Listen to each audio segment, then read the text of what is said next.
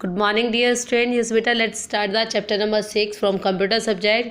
बेटा इंग्लिश का ऑलमोस्ट हमारा कोर्स हो ही चुका है, बस लैंग्वेज में एक चैप्टर लेफ्ट है, डायरी चैप्टर नंबर 19। ठीक है, आज हम इसलिए कंप्यूटर का चैप्टर कर रहे हैं, chapter number 6 introduction to MS Excel. बेटा अभी तक आपने MS वर्ड भी पढ़ा है और MS पावर पॉइंट भी पढ़ा है।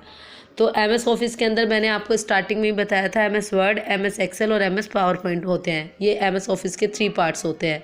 तो वर्ड और पावर पॉइंट हम पढ़ चुके हैं। अब हम बात करते हैं MS एक्सेल की। बेटा MS एक्सेल में टोटल कैलकुलेशन वर्क होता है कि हमें प्लस करना है, माइनस करना है, किसी की परसेंटेज निकालनी है, हमें हाई एक्स मार्क्स देखने हैं। सपोज हमारी क्लास में 200 स्टूडेंट है, लेकिन हम देखना चाहते हैं कि सबसे ज़्यादा नंबर किसके हैं, सबसे कम नंबर किसके हैं, किस सब्जेक्ट में हैं।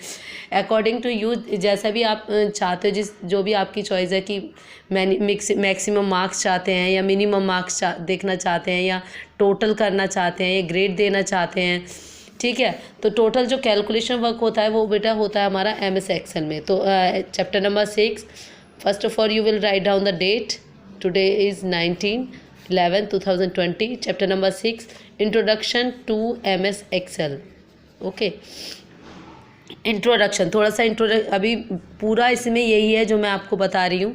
आप रीडिंग करेंगे। MS Excel is a spreadsheet program in MS office system.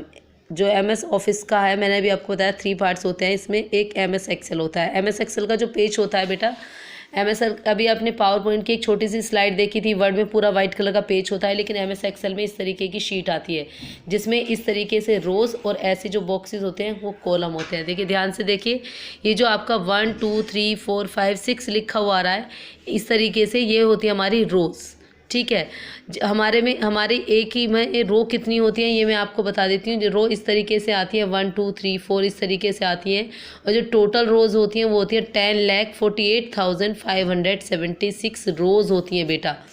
ठीक है, एक शीट पर जब हम MS एक्सेल को ओपन करेंगे, मैंने आपको बता ही रखा, ओपन करने का सिंपल सा आसान तरीका होता है, क्लिक ऑन स्टार्ट मेन्यू। जब स्टार्ट बटन पे हम क्लिक करते हैं तो एक विंडो ओपन होती है। जैसे ही वहाँ पर क्लिक करेंगे MS एक्सेल पे, आपकी इस तरीके की शीट आ जाएगी। जब हम इस शीट को ओपन करेंगे, देखिए यहाँ पे sheet 1, sheet 2, sheet 3, already 3 page. देखिए MS वर्ड में भी एक पेज आता था और पावर पॉइंट में भी एक ही शीट आती थी, लेकिन एक्सेल में 3 शीट ऑलरेडी आती है, शीट 1, शीट 2, शीट 3। जो ये होती है इसको हम बोलते हैं शीट, वर्कशीट। इसमें 3 शीट ओपन होती हैं। ठीक है, अब इसमें जो फर्स्ट शीट होती है, इसमें सभी शीट्स में इसी तरीके का पेज आएगा जो इस तरीके से बनी हुई है, इनको हम बोलते हैं रोज़, जिनमें 1 2 जहाँ पर नंबरिंग लिखा हुआ होता है 1 2 3 4 5 6 100 हो जाएगा, फिर 100 100 मतलब इसी तरीके से चलती रहेंगी। जैसे जैसे नंबरिंग बढ़ती रहेगी वैसे वैसे नंबरिंग की डायरेक्शन चेंज होती रहेगी। तो नंबरिंग का जो टोटल लास्ट एड्रेस होता है वो होता है 10,48,576। इतनी एक शीट पर रोज़ होती हैं। उसके बाद हम बात करते हैं कॉलम्स की। कॉलम्स क्या होते हैं आप देख रहे हैं, ए ऊपर की साइड जो लिखा है ABCD इस तरीके से जो होते हैं। आपसे पूछा जाए रोज़ कैसे होते हैं, रो ऐसे बनी होती हैं जिनकी नंबरिंग होती है 1 2 3 4। कॉलम्स आपके ABC से स्टार्ट होते हैं और ये आपके होते हैं कॉलम। अब आप सोचेंगे कॉलम कितने होते हैं, वर्कशीट तो हो गई 10,48,576। ऐसे आपके कॉलम होते हैं 16,384 कॉलम्स होते हैं। अब आप सोचेंगे जो A4 एप्पल होते हैं, जो अल्फ़ाबेटिकल होते हैं, हमारे अल्फ़ाबेट्स होते हैं वो 26 होते हैं। तो 26 के बाद कैसे स्टार्ट हो जाएगा, जैसे A1 ABCD ऐसे हो गया, Z आ गया। उसके बाद जब Z आएगा यहाँ पर तो फिर उसके बाद स्टार्ट हो जाएगा AA AB ACADEF E, फिर AZ आएगा, फिर उसके बाद BABCBDBE, फिर BZ आएगा, फिर CACB, इस तरीके से आते आते लास्ट एड्रेस होगा आपका IV मतलब IA IB IC शुरू होगा तो IV आ जाएगा। टोटल जब आप नंबरिंग करके देखेंगे तो 16,384 आपके कॉलम्स होते हैं। ठीक है, तो रोज़ कॉलम समझ में आ गए। अब आप बात करते हैं हम सेल्स की। A cell is a combination of rows and columns. जो सेल होता क्या है, सेल बेटा ये होता है जो रोज़ और कॉलम से मिलके बॉक्स बनता है, इसको हम बोलते हैं सेल। मतलब रो आपकी ऐसे हो गई। अब देखिए मैं ऐसे रो बना रही हूँ और ये इसके ऊपर कॉलम्स बन गए, और ये जो बॉक्स मिल के निकलता है इसको हम बोलते हैं सेल। ठीक है, ये हो गया आपका सेल। उसके बाद हम बात करते हैं फाइल मेन्यू बटन। इसमें फाइल मेन्यू बटन क्या होता है? The button contains the commands like new, open, save. आपको फाइल अपनी सेव करनी है, ओपन करनी है, प्रिंट आउट निकालना है शीट का जो भी आपने बनाया है। यहाँ पर आप अपना नाम, बच्चों के नाम लिख करके उनके मार्क्स, ऊपर सब्जेक्ट लिख देंगे, यहाँ पे मार्क्स दे सकते हैं इस तरीके से। उसके बाद है ribbon. Ribbon, the top of the is panel is called a ribbon. जो टॉप ऑफ पैनल होता है, सबसे ऊपर वाला जो होता है, इसे हम बोलते हैं रिबन। उसके बाद है quick access tool bar. Quick access tool, customize tool bar which content command that you may want to use. जोन सी भी आप शीट पर आप क्लिक करना चाहें, जैसे शीट 1, शीट 2, शीट 3, जिस भी शीट पे क्लिक करेंगे उसी शीट पे वो स्टार्ट हो जाएगी। उसके बाद है mini tool bar. It is display when you select the text और right click on the content the common formatting tool. अगर आपको कोई भी कंटेंट टेक्स्ट देखना है, किसी के बीच में कुछ लिखना है, कुछ भी करना है, उसके लिए होता है।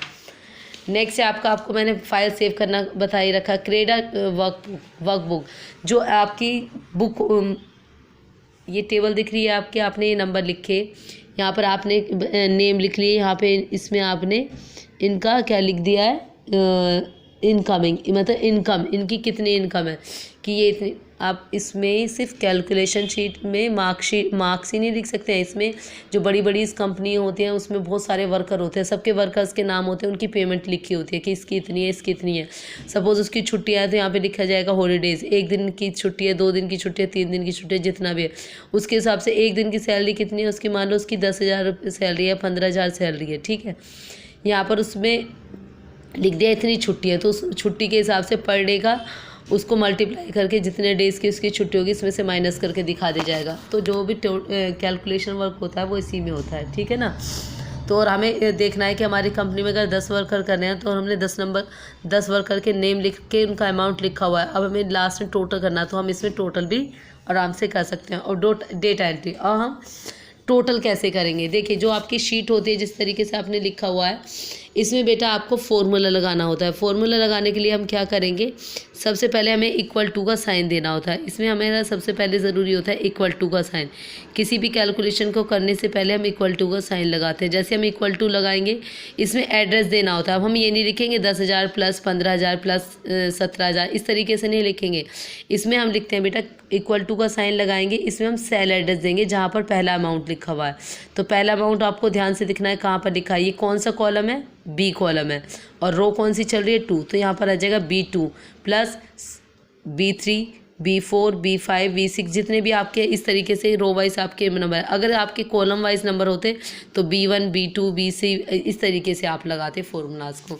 तो इसमें यही है, सारा डेटा एंट्री है। जितने भी और बेटा जिनके घर पे सिस्टम है वो उसकी प्रैक्टिस करके देखेंगे। जिसको समझ में नहीं आएगा वो मुझसे आराम से पूछ सकता है। ठीक है, ये मैंने एक्सरसाइज आपकी फिल कर दी है। कल हम आज हम जूम क्लास में भी, आज आपकी क्लास है 8:15 से, इसमें भी हम इसको डिस्कस करेंगे। तो बेटा ये वर्क मैं आपको फिलअप, स्टिकिंग, ट्रू फॉल्स और 1 वर्ड भी है इसमें, मैं ये सब आपको सेंड कर रही हूँ। तो हमारा बुक का वर्क कंप्लीट हो जाएगा चैप्टर 6। ठीक है बेटा, जो भी आपकी कोई क्वेरी है आप क्वेरी बॉक्स में या मुझे जूम क्लास पे आकर के आप मुझसे पूछ सकते हैं। ओके बेटा।